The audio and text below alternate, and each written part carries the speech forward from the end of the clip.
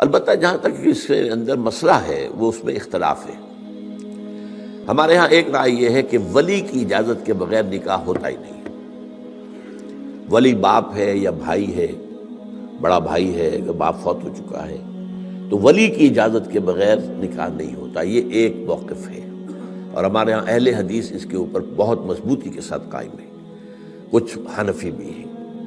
لیکن ایک یہ ہے کہ امام ابو حنیفہ کے نزدیک یہ بھی جائز ہے، بغیر ولی کے بھی اجازت ہے کہ ایک عورت جو ہے وہ جب بالغ ہے، عاقل ہے، تو وہ اپنا نکاح کر سکتی ہے خود۔ لیکن یہ ہے فقہی اختلافات، میں ان چیزوں میں پڑھتا نہیں ہوں، میرا یہ موقف نہیں ہے کہ میں ان میں فیصلہ کروں کون سا صحیح ہے۔ لیکن یہ بات صحیح ہے کہ اب فرض کیجئے کہ ایک عورت ہے اور اس کا نکاح قرآن سے کر دیا گیا ہے، اس قدر بڑا ظلم اس پر ہو رہا ہے، وہ اگر جاتی ہے کہیں باہر جا کر کورٹ میرج کرتی ہے تو میں تو سمجھتا ہوں کہ اس کو برا نہیں کہہ سکتے آپ، اس لیے کہ اس پر تو اتنا بڑا ظلم کیا گیا، شادی ہی نہیں کرے گی، وہ تو ساری عمر قرآن کی بیوی ہے، لا حول ولا قوت الا باللہ، صرف اس لیے کرتے ہیں کہ ہمیں وراثت کہیں تقسیم کرنی پڑ جائے،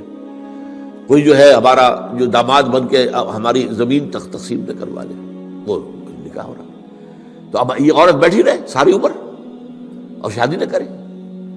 تو اس حوالے سے اب نارمل حالات کے اندر جس طرح کا میری معلومات کی حد تک یہ ہے کہ امام ابو حنیفہ اجازت دیتے ہیں، لیکن یہ ہے کہ عام طور پر ولی کی اجازت کو ضروری سمجھا جاتا ہے۔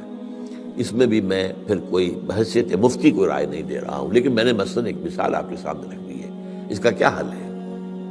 ایک ایسی عورت اگر جو ہے وہ اپنے گھر سے جاتی ہے کہ نکل جاتی ہے، جا کے کہیں اپنی شادی کر لیتی ہے، تو کیا یہ چیز بری ہے؟ واللہ اعلم۔